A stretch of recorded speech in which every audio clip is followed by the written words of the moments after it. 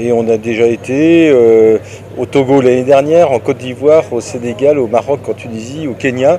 Et cette année, on change de pays donc chaque année, et cette année, mon partenaire Al Kitangé nous a motivés pour venir ici, en RDC, ce qui ne veut pas dire que je connaissais très bien la RDC, mais j'apprends. Et le fait est que, voilà, on a, je pense, connu un succès assez important depuis 3 jours. Donc on est très content de l'accueil, de ce qui a pu se passer ici. En fait, je mobilise des entreprises françaises et des entreprises africaines à la rencontre des entreprises et des entrepreneurs du pays dans lequel on est. Donc là, j'avais une petite centaine d'entrepreneurs étrangers qui viennent à la rencontre des entrepreneurs congolais pour créer du business, pour créer des partenariats, pour créer de l'investissement ici dans le pays d'accueil. Je ne partirai pas de la définition globale de la francophonie, mais d'une seule chose qui est de la francophonie économique. C'est une unité de valeurs et de langue qui permet en fait de faciliter les affaires et faciliter le business. Voilà, pour moi, c'est un état d'esprit. Et je pense que l'aspect francophonie peut lier. Quand les gens se parlent le même langage, ça facilite beaucoup les affaires, mais il n'y a pas que le même langage. Il y a les mêmes valeurs et je pense que la francophonie porte des valeurs. Quand un entrepreneur français apporte de la technologie et de l'argent et cherche, parce qu'il ne peut pas s'implanter tout seul, un entrepreneur congolais pour s'associer, ça crée de la valeur. Je pense qu'il y a un intérêt, j'ai trouvé qu'il y avait plus d'intérêt ici qu'ailleurs. C'est-à-dire qu'on a l'impression, peut-être qu'il y a moins d'entrepreneurs étrangers qui viennent, peut-être qu'en Côte d'Ivoire, qu'au Sénégal ou qu'au Kenya. Donc l'appétit des entrepreneurs congolais pour rencontrer les entrepreneurs étrangers est très, très fort. Très fort. Et on le voit bien ici, même des très gros de l'industrie ici qui sont là, voir les entrepreneurs étrangers, je pense que l'appétit pour les technologies qui sont dans nos entreprises françaises est très important. Donc en fait, moi j'ai toujours surpris de l'accueil. Alors pour être très franc, mais parce que c'est un des plus gros pays francophones du monde, si on ne vient pas ici on serait des idiots. C'est aussi simple que ça. Hein, et puis les Français ne sont pas attendus ici. Hein, il y a très peu d'entreprises françaises ici. Hein. Donc on a du retard à rattraper. Voilà, si on ne court pas maintenant, on ne courra jamais. Hein. Donc il faut aller motiver des gens. Mais les gens, vous savez, ils ne font qu'écouter ce qu'on leur dit. Hein, il y a des médias politiques qui parlent de la RDC en négatif. Donc moi, mon job, c'est de dire, dans l'économie, ça ne se passe pas comme ça. Je suis patron de presse, donc je peux vous le dire de façon très honnête. J'ai fait beaucoup d'articles sur la RDC pour aller faire découvrir la RDC. Il y a très peu d'informations sur la RDC. Il faut que le pays se valorise. Et donc moi, ici, c'est une première, mais ce ne sera pas une dernière, parce que le potentiel est tellement important, que qu'on viendra avec d'autres entreprises d'une autre façon, peut-être plus sectorielle, mais en tout cas, j'ai reçu un très bon accueil.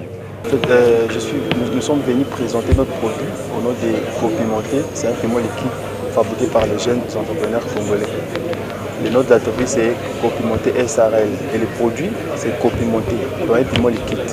Oui, en fait, ça a beaucoup plus d'importance parce que contrairement à d'autres piments, quand on prend ça, il y a des problèmes tôt ou tard au niveau du poumon, tension et estomac. Mais contrairement avec les nôtres, nous, on a enlevé tous les résidus qui créent justement ces problèmes. C'est-à-dire si on prend notre produit, il n'y aura pas d'inconvénients dans les jours à venir.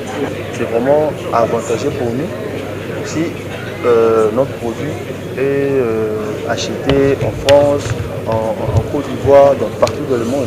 Ça a une importance majeure. Et parce que l'opérateur économique, son objectif principal, c'est de maximiser les profits et diminuer les coûts.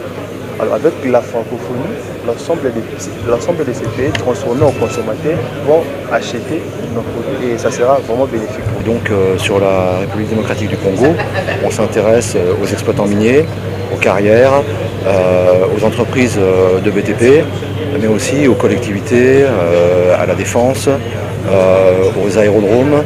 On fait des stations qui sont dédiées à l'aviation. mais aussi on peut faire ces stations publiques, donc avec des automates de paiement, ou sans, pour les régions reculées, pour désenclaver les régions qui ont des problèmes d'approvisionnement en carburant et ainsi favoriser la mobilité de ces régions.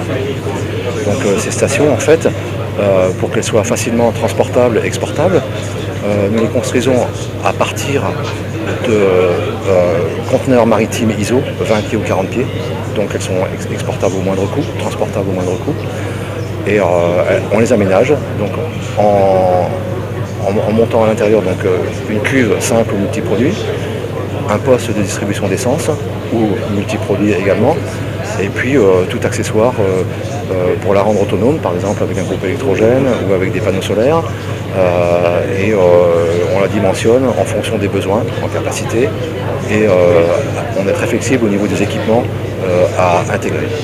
Il est parfaitement défini, avec des avantages, comme je dis, d'installation rapide, des avantages économiques pour l'utilisateur. Il va pouvoir acheter, en ayant sa station privative, il va pouvoir gérer ses achats en quantité auprès des fournisseurs de carburant, et il va pouvoir contrôler sa distribution.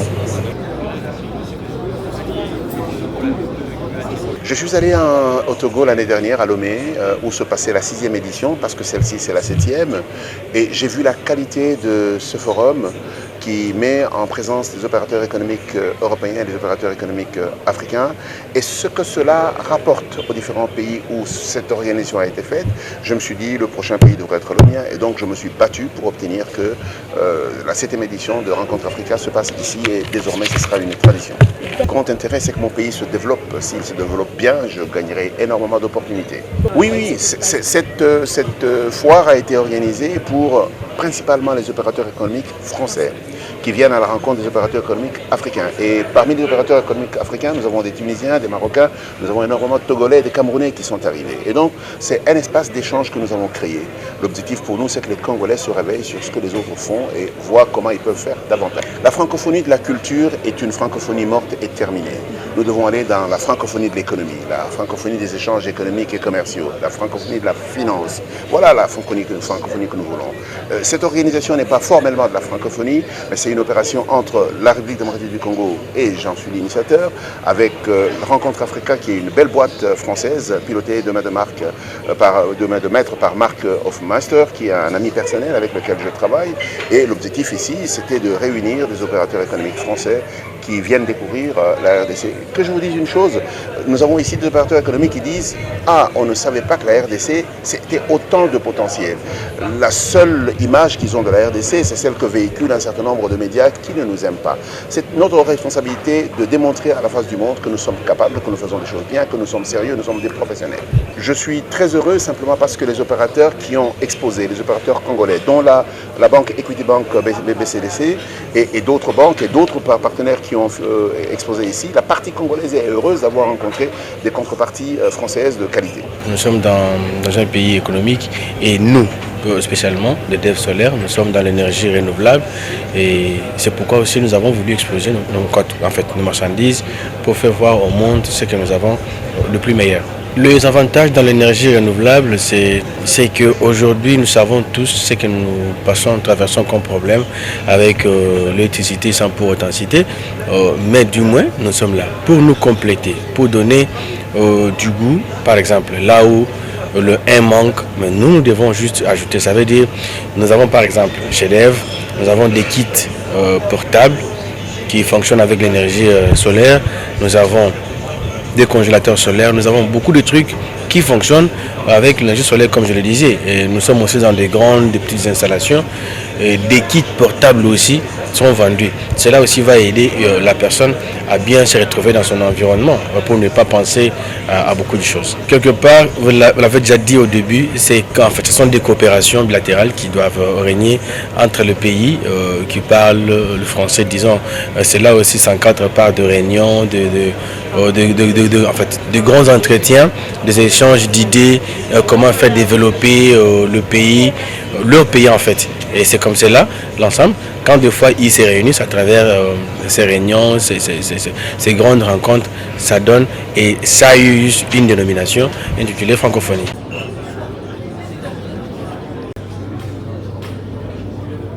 nous participons à ce salon.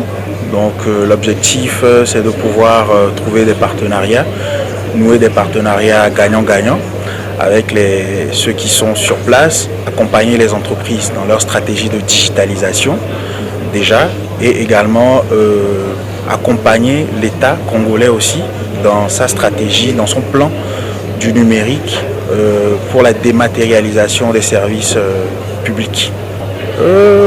Bon, sur le plan purement commercial, je dirais que voilà, la francophonie nous permet aujourd'hui de pouvoir dialoguer, de pouvoir nous comprendre entre les peuples, parce qu'aujourd'hui, il va sans dire que plusieurs États africains ont le français en commun. Et malheureusement, nous sommes tous africains, mais on ne comprend pas forcément nos dialectes. Et aujourd'hui, sans le français, on ne pourrait pas se comprendre. Et comme je le disais tantôt, je viens du Togo, vous êtes congolaise, et sans le français, vous et nous, on ne pourrait pas avoir une conversation. Donc voilà, déjà sur le plan culturel, c'est ça, et sur le plan économique, ça ouvre des ponts, parce qu'aujourd'hui, principalement, nos solutions sont développées en français, même si nous avons également des versions anglaises, c'est principalement développé en français. Donc ça veut dire que ça nous ouvre le marché francophone également.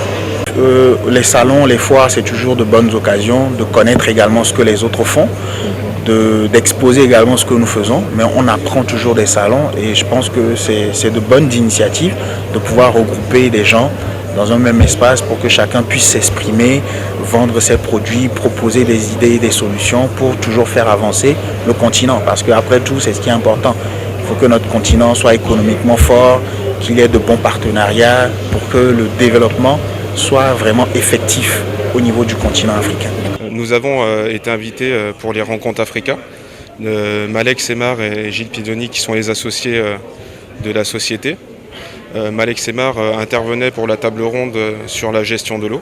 Donc nous avons été invités et nous avons la chance de proposer au Congo, à la République démocratique du Congo, notre vision du traitement de l'eau et de la préservation de la ressource.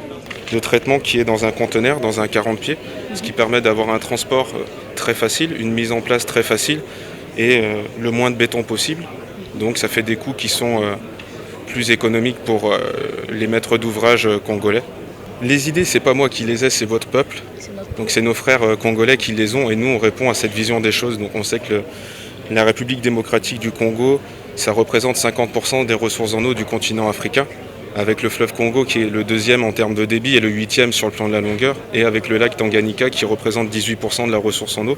Donc on sait que la République démocratique du Congo, c'est le poumon de l'eau de l'Afrique, et on sait que le peuple congolais a la volonté de préserver cette ressource, donc on est là pour apporter des solutions, des méthodes, et pour aider le peuple congolais dans sa vision de préservation de la ressource.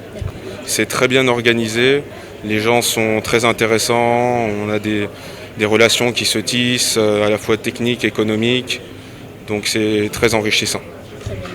Merci.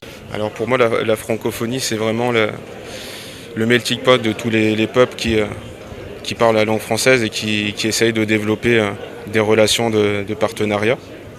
Voilà. Après, moi, en dépit de toute politique, je ne fais pas de politique là-dessus, donc chacun a le droit et a ses pensées sur la francophonie.